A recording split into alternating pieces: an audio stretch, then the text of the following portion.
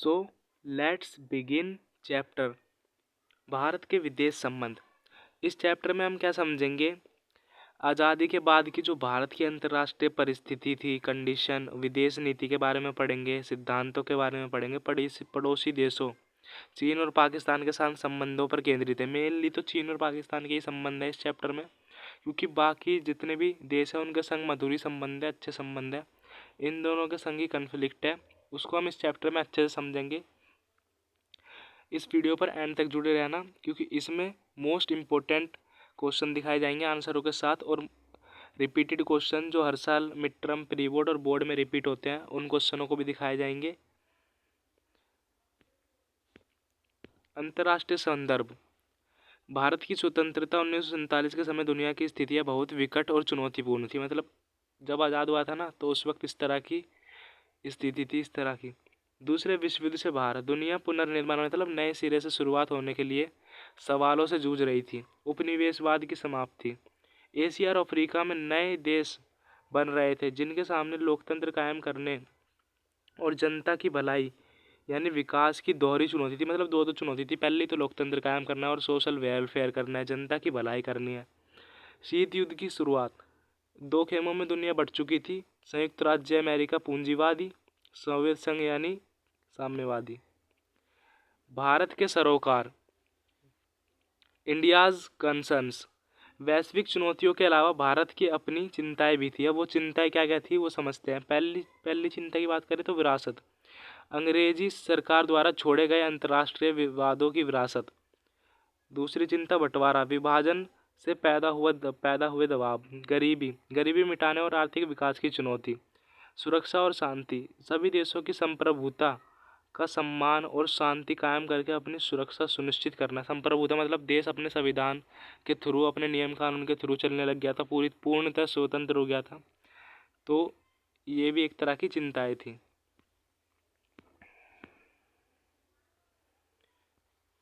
तो आगे क्या लिखा है? संवैधानिक सिद्धांत। भारतीय संविधान का अनुच्छेद 51 राज्य के नीति निर्देशक सिद्धांतों के रूप में अंतर्राष्ट्रीय शांति और सुरक्षा के बढ़ावे पर जोर देता है। पहला पॉइंट, अंतर्राष्ट्रीय शांति और सुरक्षा की अभिवृद्धि। राष्ट्रों के बीच न्याय संगत और सम्मानपूर्ण संबंधों को बनाए रखना। अंतर्राष्ट्रीय विधि और संधि बाध्यताओं के प्रति आदर बढ़ाना। अंतर्राष्ट्रीय विवादों को मध्यस्थम द्वारा निपटारे के लिए प्रोत्साहन देना, मतलब सपोर्ट करना। जब कोई भी इंटरनेशनल लेवल पर विवाद हो जाता है तो उसको मध्यस्थम द्वारा निपटारे के लिए प्रोत्साहन देना। गुटनिरपेक्ष की नीति, ये इंपॉर्टेंट टॉपिक है। गुटनिरपेक्ष का पूरा हम टॉपिक को अच्छे से समझेंगे, तो कंसंट्रेशन के साथ सुनते रहिए। Non alignment policy. बैकग्राउंड देखते हैं थोड़ा सा। भारतीय राष्ट्रीय आंदोलन भी उपनिवेशवाद और साम्राज्यवाद के विरुद्ध विश्वव्यापी संघर्ष का हिस्सा रहा। मतलब भारत में जो राष्ट्रीय आंदोलन हुए ये भी उपनिवेशवाद और साम्राज्यवाद के विरुद्ध विश्वव्यापी संघर्ष का एक हिस्सा था। आज़ादी के समय शीत युद्ध शुरू हो चुका था। मतलब आज़ादी जब हुई थी ना, उस वक्त क्या था, शीत युद्ध, कोल्ड वॉर शुरू हो चुका था, और भारत के नेताओं को अपने राष्ट्रीय हित इसी संदर्भ में साधने थे। नेहरू की भूमिका की बात करें तो जवाहरलाल नेहरू प्रधानमंत्री के साथ साथ क्या थे, विदेश मंत्री भी थे 1946 से 1964 तक। उन्होंने भारत की विदेश नीति की रचना और क्रियान्वयन पर गहरा प्रभाव डाला। मतलब विदेश नीति की जो भी मेकिंग है, जो भी रचना है और जो भी उसको लागू करने की चीज़ है, उस पर इन्होंने बहुत गहरा प्रभाव डाला। और नेहरू की जो विदेश नीति थी, इसके 3 बड़े उद्देश्य क्या कहते हैं, इसको अच्छे से समझिए। कठिन संघर्ष से प्राप्त संप्रभुता, तो संप्रभुता का ऑलरेडी मैं आपको अर्थ बता चुका हूँ। इसको बचाए रखना, ये पहला उद्देश्य था। दूसरा, क्षेत्रीय अखंडता को बनाए रखना। मतलब देश इस तरह से जटिल था, इस तरह से अखंड था, मजबूत था, उसको बनाए रखना। तेज रफ्तार से आर्थिक विकास करना। नेहरू इन उद्देश्यों को गुटनिरपेक्षता, नॉन अलाइनमेंट की नीति अपनाकर हासिल करना चाहते थे। दो खेमों से दूरी, डिस्टेंस फ्रॉम बोथ कैंप्स। गुटनिरपेक्षता का अर्थ था किसी भी सैन्य गुट में शामिल न होना। भारत अमेरिका के नेतृत्व वाले नाटो और सोवियत संघ के नेतृत्व वाले वार्सा पैक्ट जैसे सैन्य गठबंधनों से खुद को दूर रखना चाहते थे। यानी कि भारत अपने आप को स्वतंत्र रखना चाहता था, ना तो वो पूंजीवाद से जुड़ना चाहता था, ना साम्यवाद से जुड़ना चाहता था, ना वो अमेरिका से जुड़ना चाहता था, जो अमेरिका का सैन्य गुट था नाटो, ना सोवियत संघ का जो सैन्य गुट था वार्सा पैक्ट उससे जुड़ना चाहता था। इसका उद्देश्य क्या था, ध्येय क्या था, अंतर्राष्ट्रीय मामलों पर एक स्वतंत्र रवैया अपनाना। तो इस तरह से भारत अपना स्वतंत्र रवैया अपनाना चाहता था, अपने राष्ट्रीय हितों के अनुसार निर्णय लेना, इसका ये उद्देश्य था। उदाहरण की बात करें, 1956 में सुएज नहर मामले में मिस्र पर ब्रिटेन के आक्रमण का मतलब क्या हुआ, सुएज नहर के मामले पर जो मिस्र है उस पर ब्रिटेन का आक्रमण हुआ, तो भारत ने इस चीज़ का कड़ा विरोध किया। और उसी वर्ष की बात करें, 1956 की बात करें, तो सोवियत संघ द्वारा हंगरी पर आक्रमण हुआ, पर इसकी सार्वजनिक निंदा इसकी कोई बुराई नहीं की गई, इसकी कोई चिंता व्यक्त नहीं की गई। पाकिस्तान के अमेरिकी नेतृत्व वाले सैन्य गठबंधन में शामिल होने का कारण, जो पाकिस्तान था वो अमेरिकी नेतृत्व वाले सैन्य गठबंधन में शामिल हुआ, उसका कारण था 1950 के दशक में भारत अमेरिकी संबंधों में खटास आई। मतलब जब खटास आई थी ना इनके संबंधों में, तब इसका फायदा किसको हुआ, पाकिस्तान को। एफ्रो एशियाई एकता, ये भी सिलेबस के अकॉर्डिंग एक इम्पोर्टेंट टॉपिक है। नेहरू ने विश्व के मामलों, खासकर एशियाई मामलों में भारत के लिए बड़ी भूमिका निभाने का स्वप्न देखा। भारत ने एशिया और अफ्रीका के नव स्वतंत्र देशों के साथ संपर्क बनाया, कॉन्टैक्ट बनाया, मतलब जो भी नए नए स्वतंत्र देश थे उनके संग भारत ने कॉन्टैक्ट बनाया। इसी को एफ्रो एशियाई एकता बोला जाता है। इसी के और एशियाई एकता की पैरोकारी की। एशियाई संबंध सम्मेलन की बात करें तो 1947 में मार्च में भारत को आज़ादी मिलने से पहले ही आयोजन किया गया, मतलब आज़ादी मिलने से पहले ही हो गया था। इंडोनेशिया की आज़ादी, भारत ने इंडोनेशिया को डच औपनिवेशिक शासन से शीघ्र मुक्त कराया, मतलब जल्दी से ही इसको मुक्त करा दिया, फ्री करा दिया। और अंतर्राष्ट्रीय सम्मेलन 1949 किया। नक्सलवाद का विरोध, भारत ने दक्षिण अफ्रीका में जारी रंगभेद, मतलब जो भी रंगभेद तो पता ही है आपको, रंग को लेकर होने वाला भेद यानी काले गोरे को लेकर सहित नक्सलवाद का दृढ़ता से विरोध किया। बांडुंग सम्मेलन, इसी को ही हम क्या कहते हैं, एफ्रो एशियाई सम्मेलन भी कहते हैं इसी को हम। 1955 इंडोनेशिया के बांडुंग में एफ्रो एशियाई सम्मेलन हुआ, जिसे बांडुंग सम्मेलन के नाम से भी जाना जाता है। नवस्वतंत्र देशों के साथ भारत के संपर्क, जो भारत के बढ़ते संपर्क थे, इसका चरम बिंदु था ये। गुटनिरपेक्ष आंदोलन यानी नॉन अलाइनमेंट मूवमेंट की नींव इसी सम्मेलन में पड़ी, मतलब गुटनिरपेक्षता की नींव इसी सम्मेलन में पड़ी। गुटनिरपेक्षता आंदोलन का पहला सम्मेलन कब हुआ था, बेलग्रेड में हुआ था 1961 में। ओके। चीन के साथ शांति और संघर्ष, शुरुआत में दोस्ताना संबंध, मतलब शुरुआत में अच्छे संबंध थे। भारत ने 1949 में चीनी कम्युनिस्ट सरकार को मान्यता देने वाला पहला देशों में से एक था, मतलब भारत भी उन देशों में से एक था जिनने कम्युनिस्ट सरकार को मान्यता दी थी। पंचशील की बात करें तो 29 अप्रैल 1954 को भारत के प्रधानमंत्री नेहरू और चीन के प्रमुख, मतलब चीन के प्रमुख थे चाउ एन लाई, इनने संयुक्त रूप से घोषणा की। यह मजबूत संबंधों की दिशा में एक कदम था। और संबंधों में कन्फ्लिक्ट जब आया, खटास आई, उसके कारण देखते हैं। तिब्बत, ये जो इनकी खटास थी ना, वो खटास का कारण समझते हैं अब हम। तिब्बत पर चीन का कब्जा, इससे भारत और चीन के बीच ऐतिहासिक रूप से जो मध्यवर्ती राज्य बफर स्टेट बना चला आ रहा था वह खत्म हो गया, मतलब कब्जे के कारण। 1950 में जो चीन ने कब्जा किया था तिब्बत पर, चीन ने तिब्बत पर जबरन नियंत्रण किया, मतलब जबरदस्ती कंट्रोल किया,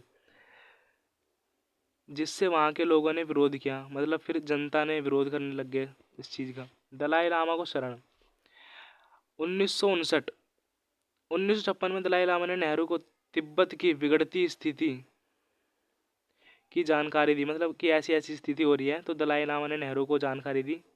1958 में चीनी आधिपत्य के विरुद्ध तिब्बत में सशस्त्र विद्रोह हुआ, मतलब चीन ने जो अपना कंट्रोल जमा रखा था उससे रिलेटेड सशस्त्र विद्रोह चालू हो गया, लोगों ने शस्त्र तक उठा लिए, जिसे चीन ने दबा दिया। 1959 में तिब्बत के धार्मिक नेता दलाई लामा ने भारत से राजनीतिक शरण मांगी और भारत ने उन्हें शरण दी। चीन ने भारत के इस कदम का कड़ा विरोध किया। सीमा विवाद की बात करें, बॉर्डर डिस्प्यूट की, तो भारत का दावा था कि सीमा रेखा का मामला अंग्रेजी शासन के समय से ही सुलझाया जा चुका है। मैकमोहन रेखा। चीन ने इसे मानने से इनकार कर दिया। मुख्य विवाद की बात करें तो दो क्षेत्र, एक तो ये आप फोटो में भी देख के समझ सकते हो, एक अरुणाचल वाला क्षेत्र है जिसे नेफा कहा जाता था उस वक्त, और एक अक्साई चीन वाला। तो दो क्षेत्रों पर प्रमुख विवाद था। पश्चिमी छोर जम्मू कश्मीर के लद्दाख वाला हिस्सा अक्साई चीन, चीन ने 1957 से 1959 के बीच इस पर कब्जा कर लिया और सड़क बनाई, मतलब सड़क निर्माण का कार्य शुरू कर दिया अक्साई चीन पर। पूर्वी छोर की बात करें जिसे नेफा कहा जाता था, तो वहां पर भी इसी प्रकार कार्य हुआ। चीन का आक्रमण की बात करें 1962, समय की बात करें 1962 के अक्टूबर में चीन ने दोनों विवादित क्षेत्रों पर बड़ी तेजी और व्यापक स्तर पर हमला किया। चीन ने एक तरफा युद्ध विराम घोषित कर दिया, मतलब एक तरफ से ही युद्ध को रोकने की चीज घोषित कर दी और अपनी सेनाएं हमले से पहले की स्थिति पर वापस बुला ली। युद्ध के परिणाम क्या हुए? राष्ट्रीय छवि को धक्का। भारत को अमेरिका और ब्रिटेन दोनों से सैन्य मदद की गुहार लगानी पड़ी, मतलब अमेरिका से भी मदद मांगनी पड़ी, ब्रिटेन से भी मदद मांगने के लिए गुहार लगानी पड़ी भारत को। सोवियत संघ तटस्थ रहा। राजनीतिक बदलाव की बात करें तो रक्षा मंत्री V.K. कृष्ण मेनन को मंत्रिमंडल छोड़ना पड़ा। नेहरू की छवि धूमिल हुई और उनकी सरकार के खिलाफ पहला अविश्वास प्रस्ताव लाया गया। कांग्रेस ने कुछ उपचुनावों में हार का सामना किया। भारतीय कम्युनिस्ट पार्टी भाकपा में टूट गई। 1964 चीन समर्थक खेमा अलग होकर मार्क्सवादी भारतीय कम्युनिस्ट पार्टी माकपा बना। रक्षा पर ध्यान, सीमित संसाधनों को रक्षा क्षेत्र में लगाना पड़ा, मतलब जो भी बचे हुए जो भी संसाधन थे उनको रक्षा क्षेत्र में लगाना पड़ा। सैन्य ढांचे का आधुनिकीकरण किया गया। पूर्वोत्तर क्षेत्र की बात करें तो पूर्वोत्तर की डावांडोल स्थिति के प्रति सचेत होकर उसे नई तरकीब में लाने की कोशिशें शुरू हुई। जैसे नागालैंड को प्रांत का दर्जा, तो पाकिस्तान के साथ युद्ध और शांति को समझते हैं अब हम, तो पाकिस्तान के संग पीस और जो भी वॉर है उसको समझते हैं। तो बंटवारे के तुरंत बाद तो कश्मीर को लेकर लड़े थे 1947। यह मसला संयुक्त राष्ट्र संघ के हवाले कर दिया गया। फिर उसके बाद क्या हुआ? सिंधु नदी को लेकर इंडस वाटर थ्रेटी 1960 की बात है ये। हस्ताक्षरकर्ता कौन थे? नेहरू और जनरल अयूब खान। मध्यस्थता की भूमिका इसमें वर्ल्ड बैंक ने, विश्व बैंक ने निभाई। उपलब्धि की बात करें तो नदी जल में हिस्सेदारी को लेकर चला आ रहा है एक लंबा विवाद सुलझा लिया गया, मतलब इसके थ्रू सुलझा लिया गया। इस संधि पर ठीक ठाक अमल होता रहा। फिर 1965 का युद्ध हुआ। प्रधानमंत्री लाल बहादुर शास्त्री। शुरुआत की बात करें तो पाकिस्तान ने पहले गुजरात के कच्चे इलाके के रण में और फिर जम्मू कश्मीर में बड़े पैमाने पर हमला किया। भारत का जवाब, शास्त्री ने पंजाब की सीमा की तरफ से जवाबी हमला करने के आदेश दिए, मतलब शास्त्री ने पंजाब की सीमा की तरफ से जवाबी हमला करने के आदेश दिए, मतलब ऑर्डर दे दिए कि भाई हम भी चुप नहीं रहेंगे, हम भी रिस्पॉन्स करेंगे। अंत, संयुक्त राष्ट्र संघ के हस्तक्षेप से लड़ाई समाप्त हुई। समझौते की बात करें तो 1966 में ताशकंद समझौता, सोवियत संघ ने मध्यस्थता की भूमिका निभाई। परिणाम की बात करें तो भारत ने पाकिस्तान को सैन्य क्षति पहुंचाई, लेकिन युद्ध से भारत की कठिन आर्थिक स्थिति और ज़्यादा बोझ पड़ा, मतलब जो आर्थिक स्थिति थी ना उस पर और ज़्यादा बोझ पड़ गया इसके चलते। बांग्लादेश युद्ध, जो 1971 का बांग्लादेश युद्ध है, जो भारत और पाकिस्तान का युद्ध हुआ था उसको समझते हैं। शायद इसी पर बॉर्डर 2 भी आ रही है। तो संकट की बात करें तो 1970 के आम चुनाव में पूर्वी पाकिस्तान में शेख मुजीबुर रहमान की पार्टी अवामी लीग को जोरदार कामयाबी हासिल की, मतलब इनकी पार्टी को कामयाबी सक्सेस मिली। लेकिन पश्चिमी पाकिस्तान के नेताओं जुल्फिकार अली भुट्टो ने जनादेश को स्वीकार नहीं किया। अत्याचार, पाकिस्तानी सेना ने शेख मुजीब को गिरफ्तार कर लिया, मतलब इनको गिरफ्तार कर लिया गया। पूर्वी पाकिस्तान यानी जो बंगालियों का इलाका था उन पर जुल्म ढाने शुरू किए गए। शरणार्थी संकट की बात करें तो 1971 में भारत को 80 लाख शरणार्थियों का बोझ उठाना पड़ा, जो पूर्वी पाकिस्तान में भागकर भारत आए, मतलब पूर्वी पाकिस्तान के थे और यहाँ पर आकर रहने लग गए। तो इससे शरणार्थी संकट देखने को मिला। तो भारत का समर्थन की बात करें तो भारत ने बांग्लादेश के मुक्ति संग्राम, मतलब भारत बांग्लादेश को मुक्त कराने के लिए नैतिक और भौतिक सहायता दी भारत ने। अंतर्राष्ट्रीय गठजोड़ की बात करें तो पाकिस्तान को अमेरिका और चीन ने मदद की। जो पाकिस्तान का सपोर्टर कौन हो गया उस वक्त? अमेरिका और चीन।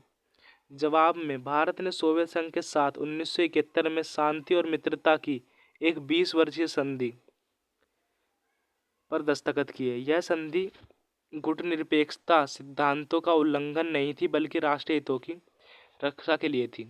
युद्ध की बात करें तो 1971 के दिसंबर में भारत और पाकिस्तान के बीच पूरी तरह से युद्ध छिड़ गया। परिणाम क्या हुआ इसका? तो भारतीय सेना ने ढाका, यानी जो बांग्लादेश की वो है राजधानी, को घेर लिया और पाकिस्तानी सेना को आत्मसमर्पण यानी सरेंडर करना पड़ा। स्वतंत्र राष्ट्र का उदय। बांग्लादेश के रूप में एक स्वतंत्र राष्ट्र, मतलब एक तरह से देश का उदय हुआ। समझौते की बात करें 3 जुलाई 1972 को शिमला समझौते इंदिरा गांधी और जुल्फिकार अली भुट्टो पर दस्तखत हुए। घरेलू परिणाम की बात करें तो इंदिरा गांधी की लोकप्रियता बढ़ी। 1971 के लोकसभा चुनाव में उन्हें विजय मिली और उसके बाद उनके राज्यों में कांग्रेस को बड़ा बहुमत मिला। फिर इससे क्या हुआ, इंदिरा गांधी तो लोगों में बहुत ज़्यादा प्रिय होने लगी, उनको चुनाव में जीत भी मिली, विजय मिली और कांग्रेस को बहुत ज़्यादा बहुमत मिली। कारगिल संघर्ष की बात करें तो इसका कारण क्या था? पाकिस्तानी सेना की मिली भगत से मुजाहिदीन बताने वालों ने कारगिल के द्रास, मास्को आदि ठिकानों पर कब्जा कर लिया। परिणाम क्या हुए? भारतीय सेना ने अपने ठिकाने पर पुनः अधिकार, मतलब दोबारा अधिकार कर लिए। लड़ाई कारगिल के इलाके तक ही सीमित रही। अंतर्राष्ट्रीय ध्यान की बात करें तो इससे ठीक 1 साल पहले दोनों देश परमाणु हथियार बनाने की अपनी क्षमता का प्रदर्शन कर चुके थे। भारत की परमाणु नीति की शुरुआत होमी जहांगीर भाभा के निर्देशन में 1940 के दशक में मतलब 40 से 50 के बीच के अंतिम सालों में शुरू हुई। नेहरू का मत। नेहरू परमाणु हथियारों के खिलाफ थे और शांतिपूर्ण उद्देश्यों में इसके इस्तेमाल के लिए अणु ऊर्जा बनाना चाहते थे। परमाणु अप्रसार संधि NPT 1963 में अमेरिका, सोवियत संघ, ब्रिटेन, फ्रांस और चीन सुरक्षा परिषद के जो स्थायी सदस्य हैं, ये संधि थोपनी चाहिए। भारत ने इसे भेदभावपूर्ण मानते हुए इस पर दस्तखत करने से इनकार कर दिया कि भाई मैं इस पर साइन नहीं करूंगा। अब ये क्या लिखा है? पहला परमाणु परीक्षण, इसको आप अच्छे से पढ़ लेना। दूसरा परमाणु परीक्षण और ये सिद्धांत। तो इसी के संग हमारा चैप्टर ओवर हो चुका है। अब ये मोस्ट इम्पोर्टेंट क्वेश्चन है, ये देखो। नेहरू विदेश नीति के संचालन और स्वतंत्रता का एक अनिवार्य संकेतक क्यों मानते थे? अपने उत्तर में 2 कारण बताइए और उनके पक्ष में उदाहरण भी दे। तो ये देख लो, 2 प्रमुख कारण मैंने टेबल में दिखा दिए और ये क्वेश्चन का आंसर अच्छे से दे रखा है। इसी तरह से ये क्वेश्चन भी है, इसका भी आंसर दे रखा है। तीसरा क्वेश्चन भी है, चौथा क्वेश्चन भी है। अब ये वे क्वेश्चन है जो रिपीट होते हैं और इनके चांस ज़्यादा है। अब की बार भी आपको बोर्ड में इनमें से 100% एक ना एक देखने को मिलेगा कि नेहरू की विदेश नीति के मुख्य उद्देश्य क्या थे। ये क्वेश्चन बहुत इंपॉर्टेंट है। भारत ने दोनों खेमों अमेरिका और सोवियत संघ से दूरी क्यों बनाई? ये इंपॉर्टेंट है। 1962 के भारत चीन युद्ध के प्रमुख कारण और परिणाम क्या थे? ये ऑलरेडी मैं समझा चुका हूँ आपको। वीडियो एक बार रिपीट करके देख लोगे तो क्लियर हो जाएगा। इम्पोर्टेंट क्वेश्चन है। और 1971 के बांग्लादेश युद्ध के क्या कारण थे और भारत ने इसमें क्या भूमिका निभाई? ठीक है। भारत की परमाणु नीति की मुख्य विशेषताएं क्या है?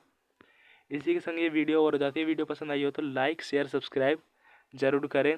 और देखिए, शेयर करेंगे जितना ज़्यादा उतना ही हमें भी सपोर्ट मिलेगा, हमारी भी मोटिवेशन बढ़ेगी। और आई होप आपको क्लियर हो गया होगा सारी चीज़। फिर मिलते हैं एक नेक्स्ट वीडियो में। Thanks for watching.